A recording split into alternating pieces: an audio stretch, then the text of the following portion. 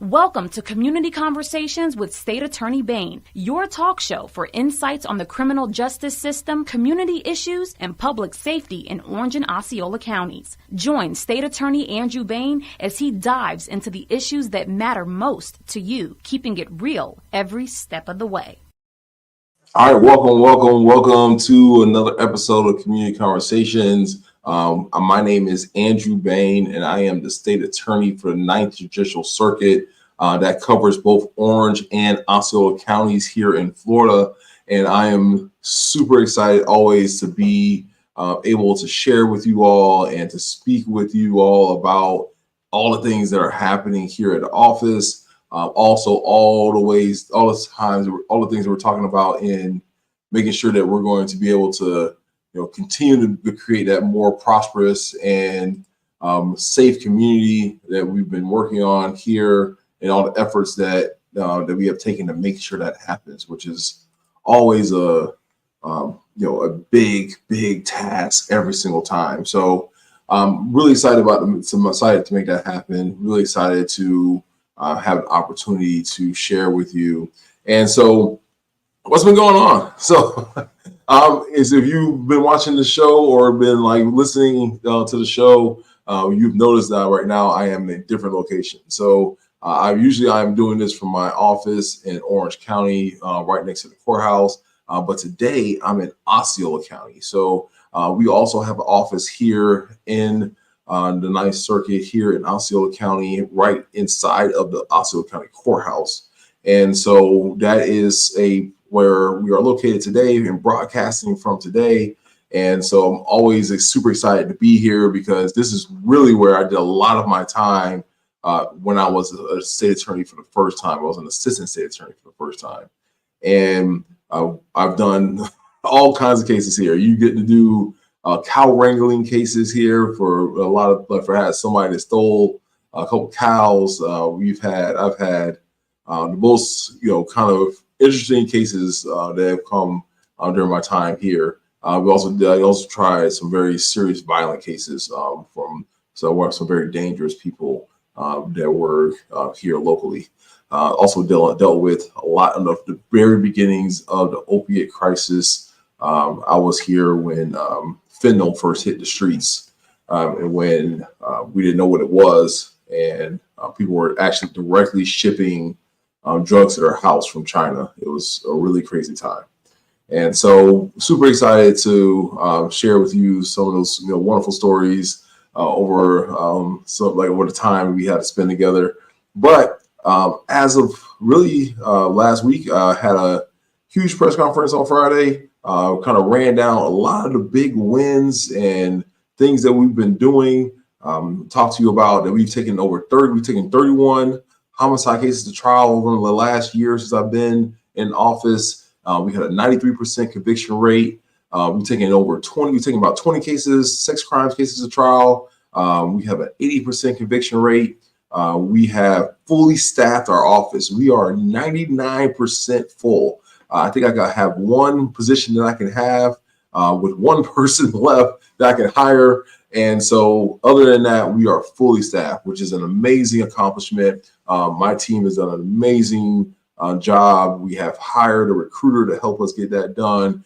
We have amazing interview and recruitment staff and people that really get people excited about doing the job of a prosecutor. It is a hard job. This job is not for the faint of heart.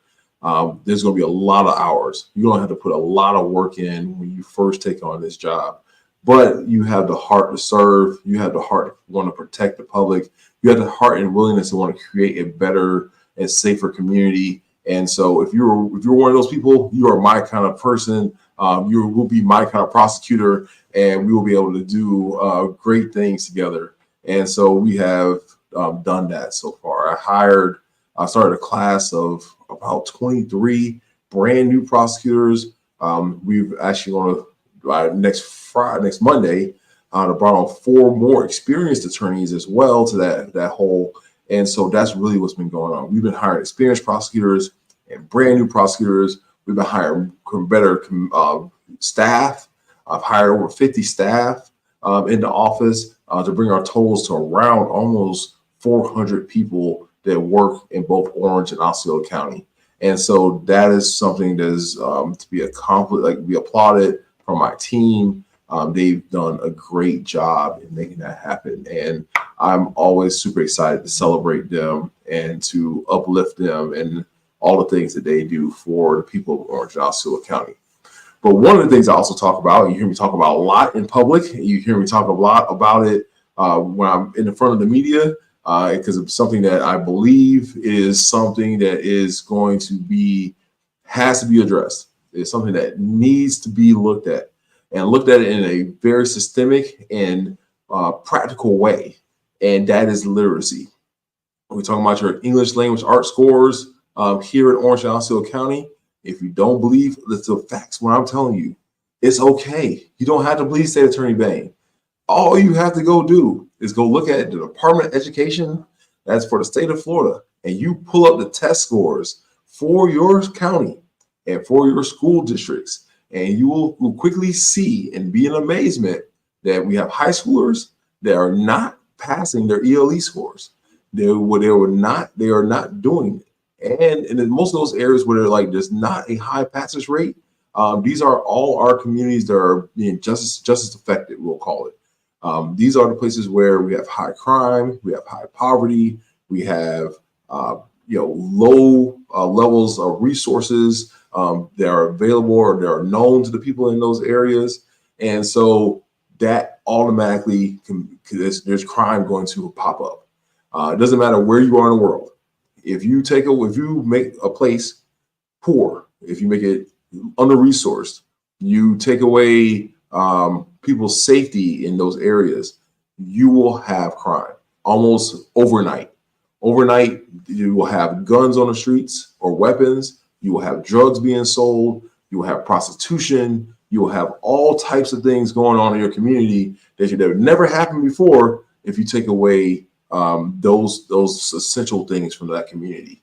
And so in addressing that issue, one of the big things that leads us down this road is a lack of literacy skills. You will find out, looking at statistics, again, don't believe State Attorney Bain, believe the facts, that about 3 out of 5 people that are in our prisons are illiterate. You'll find out that about 85% of the kids that I deal with in the juvenile justice system, so these are not your kids that you deal with in regular school, most likely. These are different type of kids that require more attention. And most of them have not been able to read since the 3rd grade. So I will, just tell you that that's what's been going on in our community. You will find that one of the things that happened when I first came into office, we had a shooting on Poppy Street in the city of Orlando, where I had a 6-year-old baby girl that was killed inside of her home. The first kid that we arrested in that case was a 15-year-old kid. He had not been in school since before the 7th grade, and he cannot read beyond he could not read beyond the 3rd grade. And so it is just about universal. And all the violent crimes I have with most of the juveniles that I have, that is a common occurrence, that they have very low literacy rates, either with frequency, fluency, phonics, very basic skills to get them to be able to read. And what that does is prevents them from being able to communicate. All right. And so one of the first meetings I put together of a group of people that love this subject just like I do. And one of the first people I reached out to in a random blind call or the email, which is always my way of this. I'm a dropper of sending out emails and calling people cold call, was my good friend now, Gina, and she is from the Adult Literacy League. And so good afternoon. Good. And how are you doing today? Good afternoon. I had to write down when you said you need folks who have a heart to serve. And that's how we function here at the Adult Literacy League, is through the service of volunteers who just have a heart to serve and a heart to help. So, yeah. And yes, don't take his word for it. There's plenty of data to back up everything that you've said, and it's sad and scary. And it's something that's fixable. That's the beautiful part of it. Yes, and that is the most wonderful thing about this topic is something that we have something that we have tools. We can do something about this. I mean, there's so many things that we can't do anything about. There's just there are so many things that just kind of are overwhelming and just can't do anything about it. And it's super hard to tackle. What are the issues? This is just not one of them. And so talk to the people about a little bit about what the Adult Literacy League does and what are they about, and give them information about how they can help as well. Absolutely. So the Adult Literacy League is a nonprofit organization. We're serving Central Florida, Orange, Osceola, and Seminole counties since the 1960s. Started in a church basement with a group of educators, Orange County Public School educators, school social workers. They had friends from church. They had school support workers who they realized needed help, and there wasn't a lot of options for them. And so they started this kind of each one, teach one, training each other to be volunteers to address these literacy issues in adults. And that's still pretty much what we're doing today on a little bit larger scale. I know you can go to the school district and the Florida Department of Education website to look at school statistics. If you're interested in adult statistics, adult literacy statistics, it's always really surprising when I tell folks that here in Orange County, 1 in 4 adults is functioning at the absolute lowest level of literacy. That means they're reading at below a 3rd, 4th, or 5th grade level. They can't do things like read the Sentinel. They can't fill out a job application. They can't fill out health forms at the hospital. That's 1 in 4, 25% of adults in Orange County. In Osceola, it's even higher. 33% of adults are functioning at the lowest level of literacy. Now, English language literacy does play into that. But if you can't read, write, or speak English, you can't do all those things. You can't fill out job applications. You can't communicate with your child's teacher. You can't earn a family-sustaining wage working a job that requires basic literacy skills. In Seminole, it's a little bit better. It's 1 in 3, so about 15% of Seminole County residents are functioning at that lowest level of literacy. So what we do is recruit and train volunteers. We're always looking for volunteers to serve as one-to-one tutors, to serve as small group instructors, teaching classes. If you're at your local branch of the library and you see a group learning to speak English or reading and writing and practicing spelling, it's probably one of our classes. At any given time, we're supporting around 300 or so active volunteers and we serve thousands of adults a year. This year, we'll probably serve around 2,000 adults. The adults that we're serving are not folks who could go in, like, for example, Orange County Public Schools, Orange Technical College has a fantastic adult education program, a career and technical program that's rich and affordable and excellent. But if you're not reading at an 8th grade level, they're going to test you when you get in. And there's a test called the TABE test and or the CASAS test that they're gonna give you when you walk through the doors. If you're not reading at an 8th grade level, there's pretty much no option for you. You can't get into pre-GED. You can't get into an electrician or HVAC program. So really, the community relies on organizations like us, a nonprofit organization that can help the students serve the students where they are. In addition to our work, just working one-on-one with students, we also partner with different community organizations. With Orange County Corrections, for example, we teach literacy classes on both the women's and the men's units at the Orange County facility on 33rd Street. This is for folks involved with the criminal justice system who are testing at a really low level and they can't get into like a pre-GED class or any other educational opportunities. So then they're referred to Adult Literacy League literacy classes. So let's break that down because I want to break that down a lot. Real quick. Yeah. 1 out of 4. Let's see that. 1 out of 4 people in Orange County. Yep. So on the low estimates, people, this is for everybody, my listeners, there are 1.5 million people in our county. All right. So that means 375,000 people that live, they're your neighbors in this county, in Orange County, are functionally illiterate or illiterate, is outright illiterate. Yep. So that is a substantial number. All right. A substantial number of people.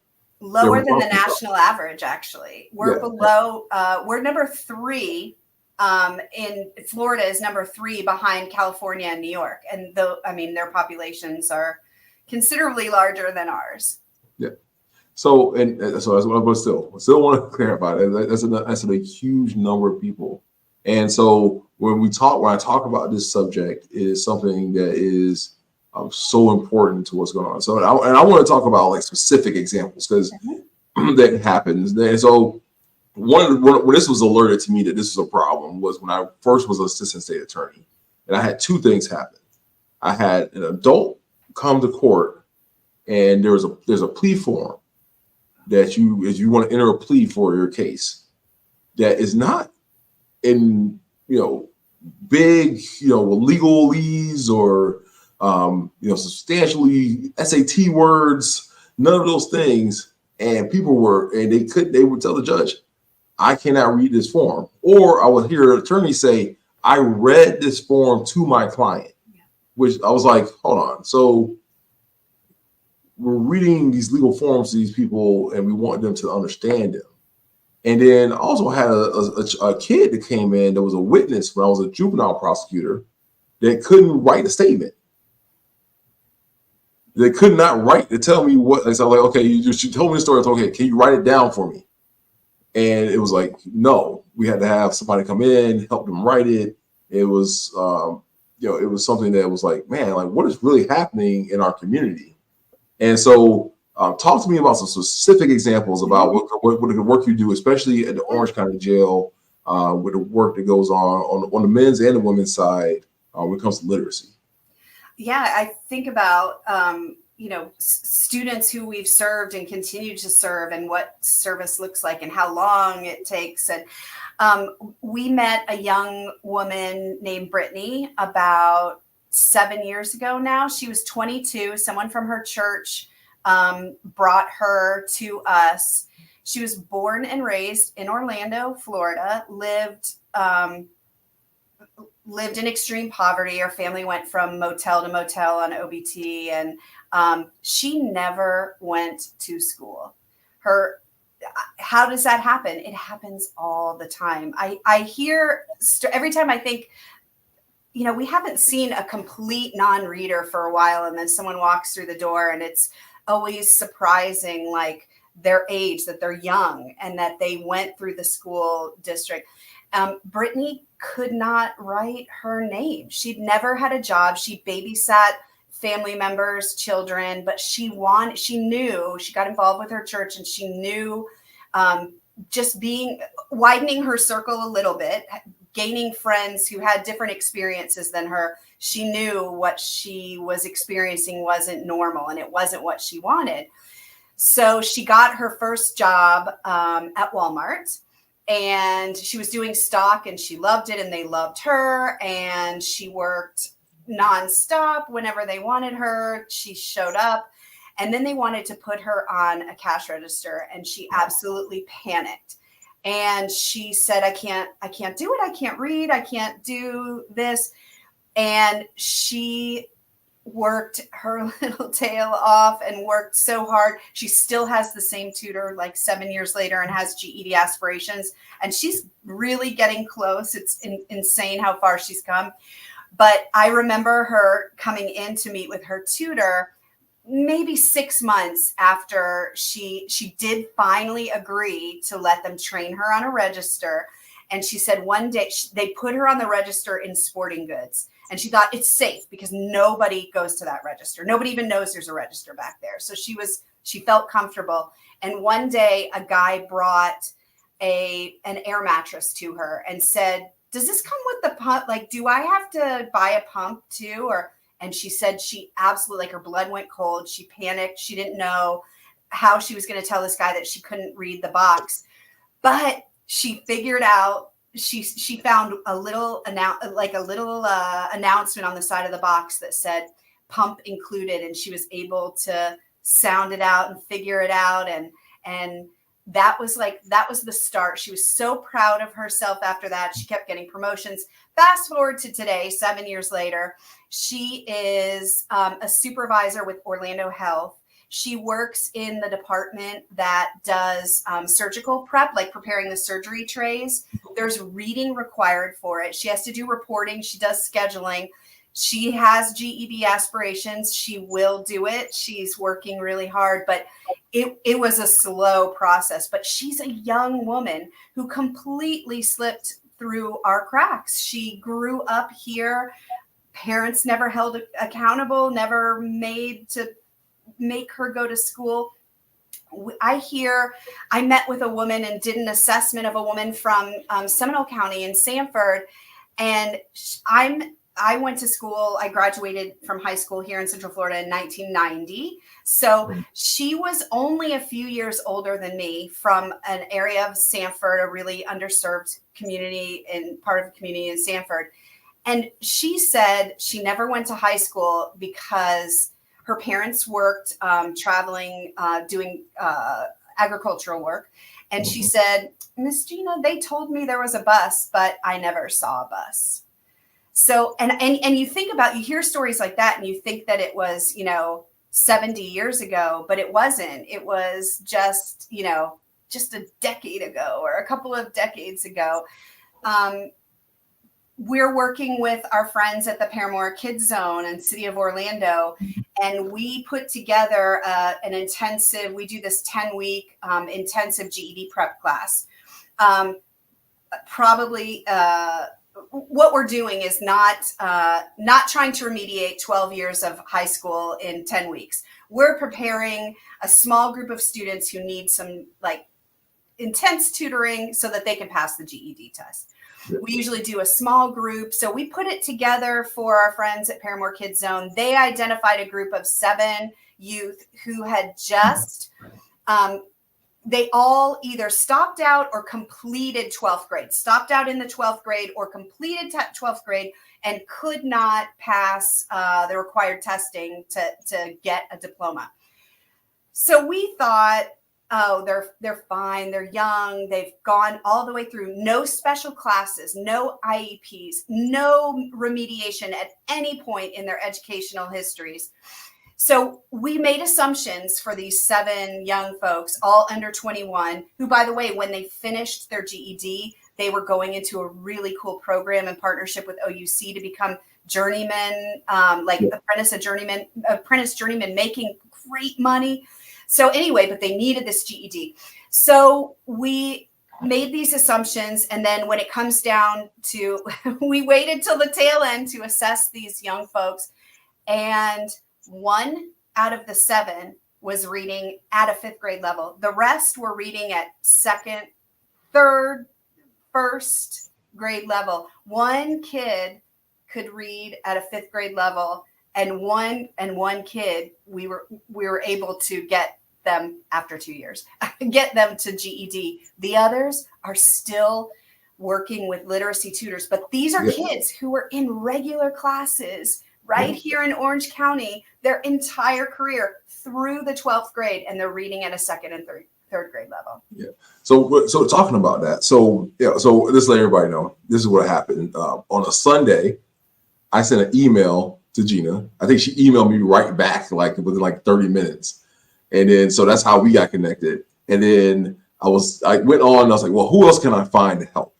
And I ran across a program that UCF has, and it's called iRead. And I was like, okay, well, looking for contact information. I'm like, who can I call? Is anybody I can talk to? And all they didn't have was an application. So I was like, well, I do have children, but most of them are just as affected. But I want to apply as a parent. And when I did that, I came into contact with this wonderful person named Carrie, and she is the clinical director at UCF's Communication Disorder Clinic with the iRead program, and we hatched a conspiracy to to figure out, like some of these people that Gina was just talking about. How do we get this what you're working on into like into my where my kids are, my kids in the juvenile justice system. And one of the biggest things, so I shared my story surrounding literacy. So I struggled with literacy when I was a kid. So when I was in third, fourth grade, they tried to put me in one of these kind of, back in what we consider IEP nowadays, back in one of these remedial classes, because they thought that I did not have possessed the mental capacity to read.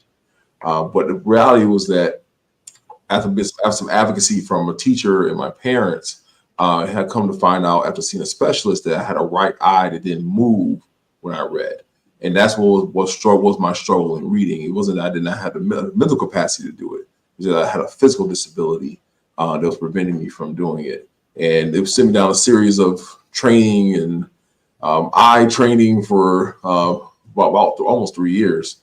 And Carrie shared me her amazing testimony about literacy, and I'm like, oh man, I didn't tell her she was going to ask her to do this, but I was hoping that she would share that same testimony with you all after she introduces herself, talks to you a little bit about iRead, and then we have Stephanie, who's also just joined us. She's one of our student clinicians that helped me with our first group of kids that we put through the program at AMI Kids in Apopka. And so she's going to give us a little splash about that here in a second, but we'll talk to Carrie for a second. Go ahead. Thank you so much for having me. This is so exciting. And as always, thank you. You know how grateful I am that you're bringing these conversations to the forefront in this community. It's so needed. And you guys have done a beautiful job of really talking about the need for that and really what is a crisis in our state right now with regard to reading. So my name is Carrie Loughran. I'm a speech language pathologist, and I'm a clinical instructor at the UCF Communication Disorders Clinic, and I'm the director of our iRead programs. And iRead stands for Intensive Reading for the Enrichment of Academic Development. And these are programs that we use to train our graduate clinicians who will one day be speech language pathologists to provide treatment to people, children and adults, children, adolescents, and adults that are struggling with reading, spelling, and writing, or what we would call written language disorders. So I love the job. We are really with you trying to create that ripple effect in the community with our graduate clinicians and get some things started. So, yeah. Right. So tell them about a little about you and about kind of like your background, because I think it's a powerful story. I think you should share more. So yeah, there's about first of all, I'll start with just saying that everybody really has to learn reading, spelling, and written expression through being taught. It's not something that we pick up naturally. Our brains aren't wired that way. We do pick up naturally the ability to listen and speak, but reading and writing are different skills. And only about 5% of the population are able to learn how to read effortlessly. And then there's about 35% of the population that learn to read pretty easily with broad instruction. And then the rest of the population really needs direct and explicit and systematic instruction to learn how to read and write. I gratefully fell into that 5% just because. And there was really no rhyme or reason. It was just something that I was able to do before I came into kindergarten. I was able to read. Had some very challenging teenage years, early teenage years, and didn't have a lot of guidance necessarily at home. And there was a point where, we were sort of left on our own my brother and I, for a bit, and I had to drop out of high school, and I had to get a job to work and make money and to help support myself very young. And it was just before I was 16 that I left high school, and struggled for a bit and came back around. I was always very passionate about learning, still am. I love to learn. I'm passionate about education. And I was always really determined to find my way back around to getting back into school. So I went back to school when I was 25. I was a single parent by then. I just registered to go to Valencia full time. And I love that school. And it was such a good experience for me. I was working 2 part-time jobs and I was a single parent. And one of my part-time jobs was in the library. And I was putting back books one day and loved to read. And so I just picked up a random book, opened it up in the middle of the book, and found a line of something that I read that literally changed, just one line, one sentence that changed the trajectory of my entire life. There are many different pathways I could have gone down, really struggled. So, economically, was a single mom. I was really struggling as a single parent without much support, to make so many things meet. There's so much that goes into it just to try to survive. But I read this one line and it changed my entire perspective on the world. And I realized that everything I was going through wasn't personal. And what it did was it really gave me the wherewithal to get through the next 3.5 years to finish undergrad, and then to continue my journey and to work as a speech language pathology assistant for 6 years, and then to go back to graduate school and to get my graduate degree. And here I am now training my amazing student clinicians like Stephanie, who just blow me away with their creativity and brilliance, to target children that really need access to that treatment. I didn't need the treatment, so I just got lucky, but everybody should have the access to the treatment to be able to read a line in a book, to know an idea that they wouldn't have ever have known before, to have a perspective that they never would have had before, to help guide the trajectory of their life and to live out their passions. So that is my purpose and my passion. And I'm really grateful for the creation of this program. So as always, thank you. Yeah, so my biggest thing is always when people ask me, like, so this sounds like all academic, right? And I'm like, well, it is. There's some academics to this, but how does it play into, your job, state attorney? Your job is public safety. Your job is prosecuting people. That's what you're supposed to be doing. And so I get a lot of that as well. So, but I always explain to people, like, look, this is just not about reading. All right. So this is about communication. So Carrie and I had this conversation all the time. So this is a communication problem that these children have. Is the reading is just a symptom of a communication issue. And if, like, humans, if you look at our history as a human race, our failures to communicate is what causes high levels of violence, wars, genocides, all types of evil in the world, because we don't communicate. And so you take a child, again, like I told you, you put them in poverty. You put them in situations where they don't have this, they don't have access to the training that Carrie's talking about, and you want them to de-escalate a situation.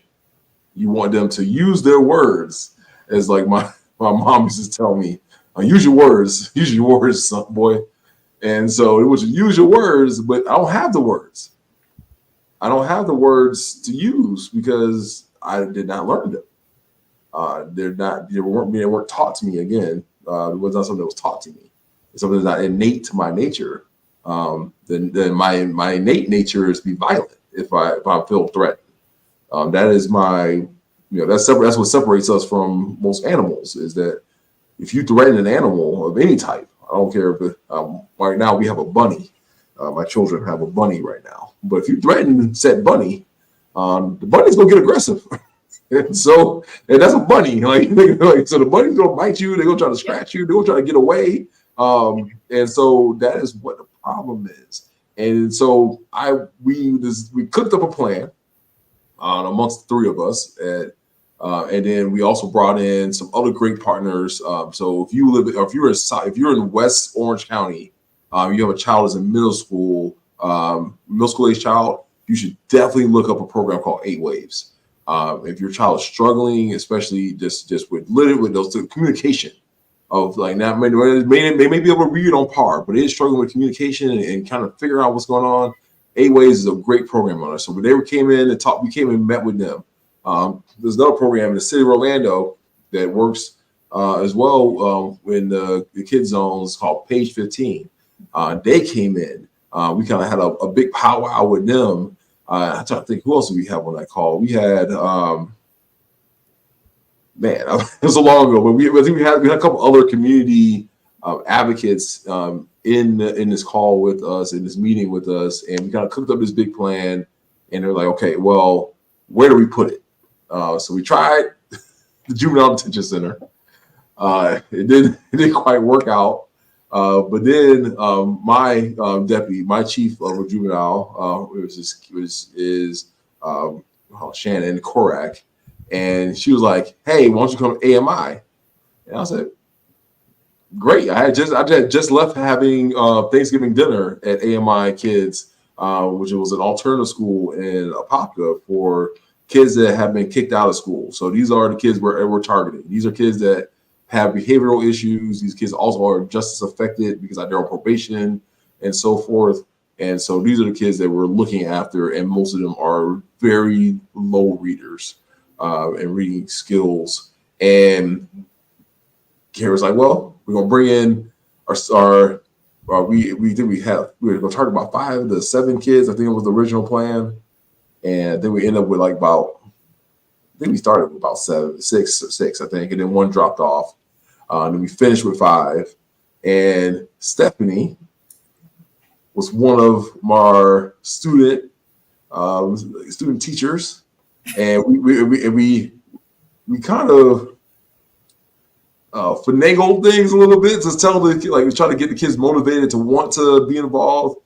Because I'm gonna tell you right now, for the person that I was on that other about 80% of people, like 60% of people that did not find that I needed the training. I was not motivated to learn because people tell you that you fail. They're going to kind of label you a failure.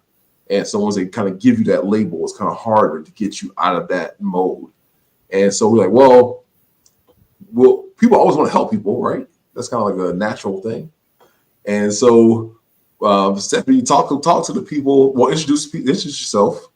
Tell them about what you're doing and what you're doing there at the University of Central Florida, and kind of what was the strategy that we came about to see if we can make this happen. Yeah, so my name is Stephanie Williams, and I'm a 4th semester graduate student at the University of Central Florida. And I'm getting my master's in communication science and disorders. So this program, Turning Pages, was amazing. We targeted literacy. So we targeted phonemic awareness, phonological awareness, decoding, encoding, which is like reading and spelling, phonemic awareness being aware of sounds, phonological being able to put those sounds together. And ultimately, all those add up to being able to read, as well as critical thinking and using background information while reading the story. So I was just so thankful to be a part of this program. I rave about it to everyone that I know.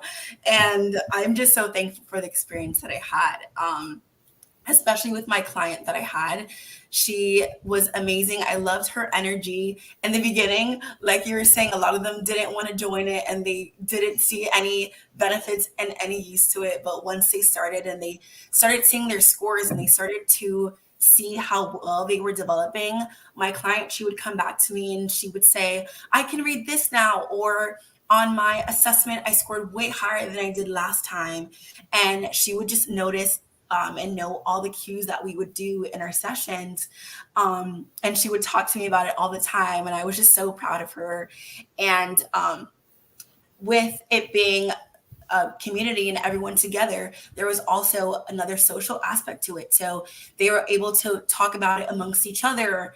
And we had some fun games in there to make them excited and to keep them engaged. And when they would go back to their class, they would talk about it with their peers and they would ask questions about it. Or we would have some kids be like, can I join this next time? So it was just so incredible and such an amazing experience, and nothing like I've ever had before. So I'm just so thankful that I was able to be a part of this opportunity.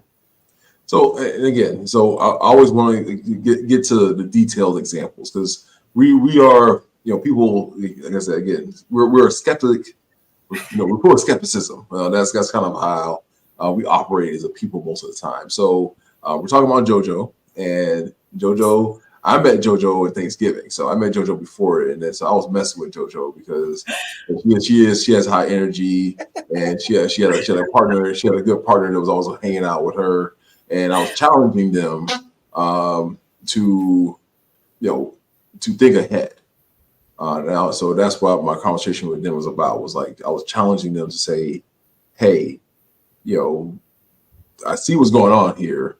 I need you to kind of not just think about tomorrow. I need you to think a little bit ahead of that." And so, talk to Lily about where JoJo was when you started this process, because JoJo was. I mean, I kind of did some research about her before, like when I kind of got her in the program. Talk a little bit about her and where she was, especially on the literacy kind of spectrum of the world. Yeah. So for JoJo, it was hard for her to segment and to blend sounds. So that separate sounds of the word and blend them together to create that word. So it was difficult for her to read multisyllabic words and sometimes monosyllabic words. Hey, I'll break it down. You are very smart. I love you. You are failing. You're failing where I feel like my first year law students. So these are my lawyers when they come in. They sound like you. And I explain to them that our juries are the 375,000 people that we're talking about. So if you want to talk to them, you have to speak to the people like you would speak to your mom. Like if you explain this to your mom, like you call her mom on the phone. I've always called my grandmother. She's 99 years old. So when I kind of get on the phone, like I gotta keep it short, keep it straightforward. Yeah. So tell them exactly kind of word. Like, so I understand what you're saying, like kind of compound, like phonetic words and all those kind of things like that. But give examples of like exactly what that means. Yeah, exactly. So breaking down on like longer syllables. So an example, the one that comes to mind is like telephone. Breaking down those words and identifying what consonants, and vowels that were in, and identifying it in those words. We also, with her, focused on selecting words and sounds per each syllable in those words. So let's say the word was cat. So breaking down the beginning, C-A-T, with each letter, what sound is from each letter, and just adding those together. And then we would also do read passages, where she would have to read the passage and then answer the questions based off those passages. So those questions would include what she think will happen after the sentence, so after the passage. So that would be inferencing or drawing conclusions based off what she read in those passages. So, and if I can jump in, what I definitely noticed about JoJo was that she didn't know all the sounds of the letters. And so she is, how old was she, Stephanie?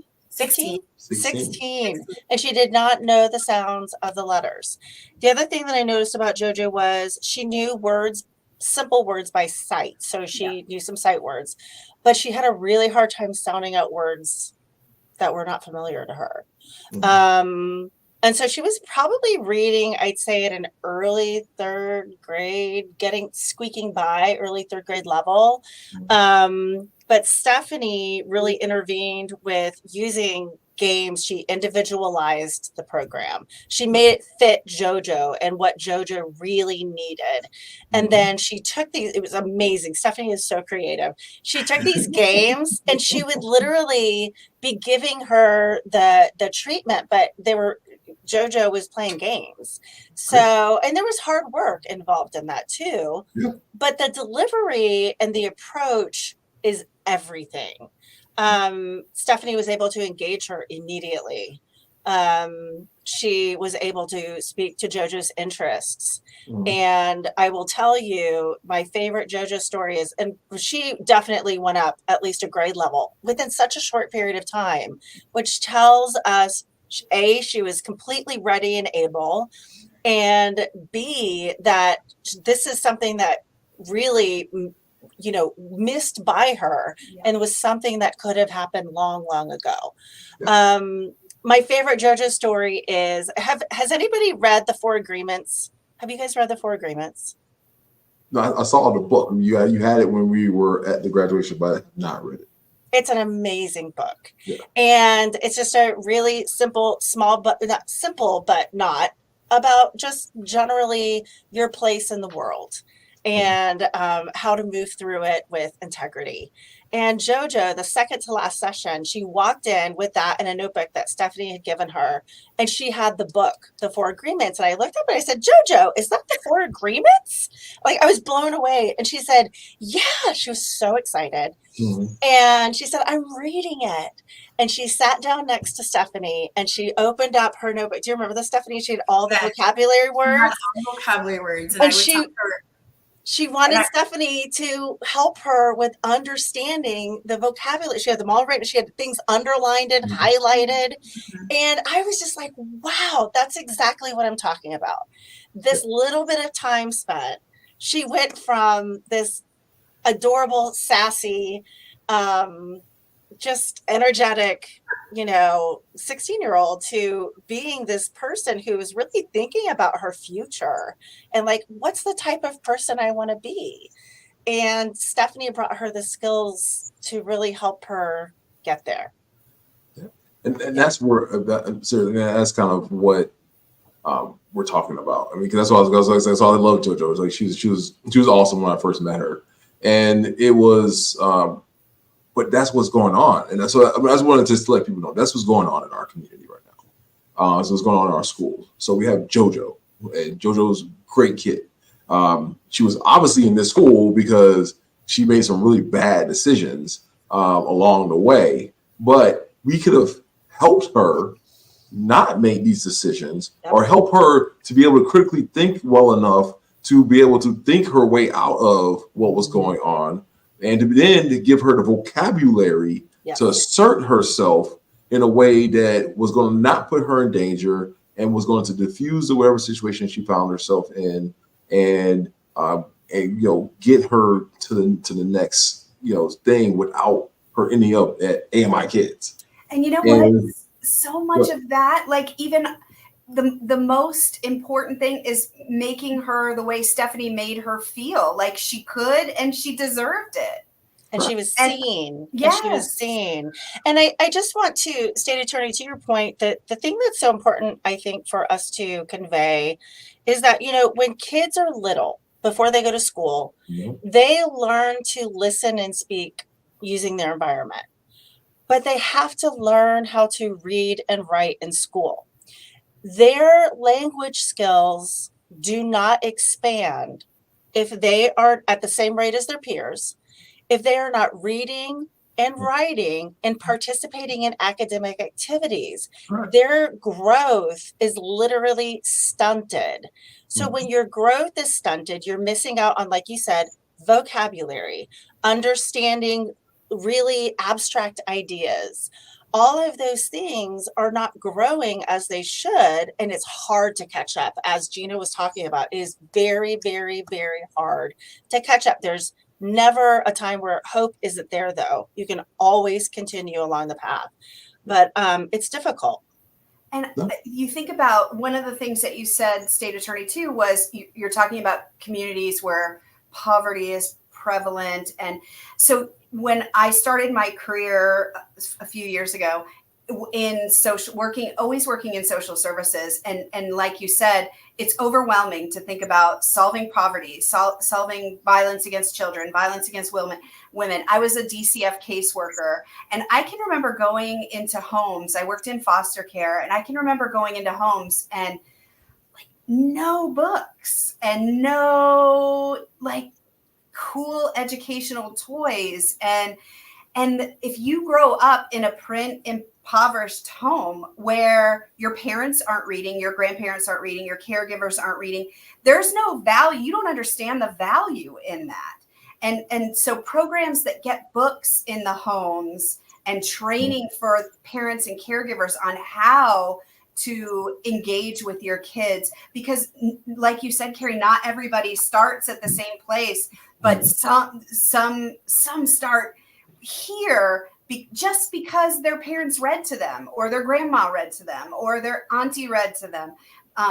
But getting books in their hands and just like placing value on that is setting them up for some success. I agree. I also think, yes, absolutely. I also think there's something to be said. This is what I saw in my family, that when your focus is on survival. And where are you going to get the money for your next rent check? Or when, or how are you going to eat? That's thinking about what you're going to read to your kid at night before they go to bed is definitely on the back burner. So I think it's a combination of both things all together and making it a part of culture. Yeah. It's a vicious cycle. It's about breaking cycles. Yeah. It's about breaking cycles. That's the idea. So that's where we're going to go with Stephanie, because I get my inspiration from my younger people. And so where do you think we should go next? I'm going to close out with you. Where do you think we should go next with this? I think we should just expand reading and expand the knowledge for it and expand. I feel like reading isn't talked about anymore. And growing up, I would just pick up a book and dive into that fantasy land and just go into it and generalize that everywhere. I would talk about it with my community, with my friends, with my sister. So reading incorporates conversation and connection between your peers, between your friends, your family. So just increasing the knowledge for reading and how important it is. I love volunteering. So creating some support groups and creating some library activity sessions where a volunteer hosts some reading or tutoring sessions for free for individuals that aren't able to pay for them. So just creating those engagement opportunities for students and for individuals to have the opportunity to want to connect, because reading, language, words, that's how we connect with everyone. And without that ability, it leads to isolation and students choose a route that's not beneficial for them. So tell me, how do we get to the JoJo's? Because that's the group that we're talking about. We're talking about the JoJo's. So talk to me, how do we get this before it's too late? Before they're dealing with me and then it's not this kind of situation where I have to do what I have to do to protect the public kind of conversation we have to have. So how do we get them there? So talk to me about, what do you think? Definitely through the instructors. I think I totally understand how per one class it's like 27 students per one teacher. Through guidance counseling and other adults that are able to understand their situation, maybe adults that they can go towards and vent about and say, for the kids to say, I am not as strong in this area and I need help. I understand that is very hard, especially like in the situations that they're in, and the personalities that they may have and develop just from growing up, from how they were. But I definitely think it's through the instructors reaching out to those kids like JoJo, and reasoning with them and showing them that there is more to life and more experiences and more growth for them to have and their opportunities. JoJo was so excited about her life in the future. She would talk to me about how she wants to get her cosmetology license. And with reading, she's able to pass that test and develop on in advance. So I would just say it's through the instructors and through the guidance counselors and through the adults to guide those kids. And yeah. No, okay. So I want to bring that because what I failed to talk about is that what we're talking about is Turning Pages, which is a 12-week intensive literacy program that I partner with Carrie at UCF, and she brings great people like Stephanie along the way. I know we got her in the same group, recruited her again. I don't know, maybe she's done with the program, but she may be on into another group of kids soon at Positive Pathways is where we're going to be working on the next couple weeks here with about 10 students at that location. And Gina is we're working with her to help bring more people on board to kind of help more adults at the jails with some of the science-based literacy tools that we just talked about that we're trying to instruct these adults with. And so that's what's going on. That is the plan. That's what's going on. And hopefully soon, we're going to definitely get Osceola. We're planning something up. We're cooking something up. Hopefully, we talked about maybe involved with training some teachers that are already actively in the schools here in Osceola County, where I'm sitting right now, to bring this knowledge and bring these tools to the people here. And so that's really what we're looking forward to do, because again, this is a solvable issue. This is an issue we know the answer. We have the tools, we have the science, we have the statistics, we have everything we need to make this happen. We just have to have the willingness to have this as a topic of discussion in our communities, in our community centers, in our churches, in our schools, with our community gatherings. When we talk about the future of our children, this has to be one of the bricks or pillars of that conversation, their ability to have literacy and read. And so I want to thank everybody on the screen that I appreciate from the bottom of my heart, that I love so much. I'm Gina from Adult Literacy League, Carrie from UCF, Stephanie, enjoy your classes that you started since Monday. UCF started school on Monday. I had a couple of friends that their kids are starting there or in their second years. And so have fun, enjoy the time. And thank you all for coming on to the show. I appreciate you so much. Thank you so much for having us.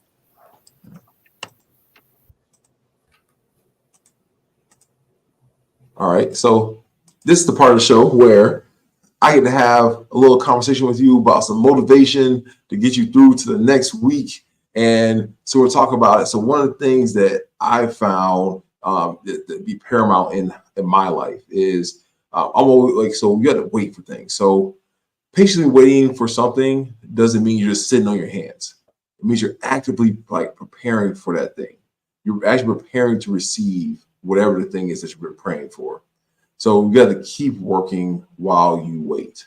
You can't just stop working and just say and not prepare, because if you get something and you're not ready for it, you're going to lose it, or you're going to get something and you don't even know you received it because you're so busy worrying about not having it. And so it is something that is paramount to being successful. It's paramount to getting you to where you want to be in life, to being the person that you envision yourself to be in the future. And so that is something that's key to making sure that you are going to be able to accomplish all the goals that you set. For instance, when I first got to the University of Miami, I was not a starting lineman. I was more athletic than some people that played on the offensive line. I was stronger, I was faster, but I was not ready to start. And so I had to learn how to prepare myself to be ready to start. to be ready to go. So when my number was called and I had my opportunity to play and start, I was ready to go. And so you'll hear a lot of analogies from coaches, you have to stay ready so you don't have to get ready. That's one of those analogies that you'll hear from, or sayings that you hear from a lot of coaches. But just stay ready so you don't have to get ready. And what have to stay ready means you're always preparing, you're always working to continue to be ready for that opportunity that for when it presents itself, that you are going to be able to succeed in that space. And so I want to thank all of you that have taken the time to listen to the sound of my voice, the sound of the beautiful people that I had on the show with me today, and the importance of the conversation that we had about surrounding literacy. And I'll see you all next week on Wednesday from 2 to 3 for more conversations here with me. You've been listening to Community Conversations with State Attorney Bain. Join us again next Wednesday from 2 to 3 p.m. for another episode. Looking for real talk on the criminal justice system and how we can work together to make our communities safer? Tune into Community Conversations with State Attorney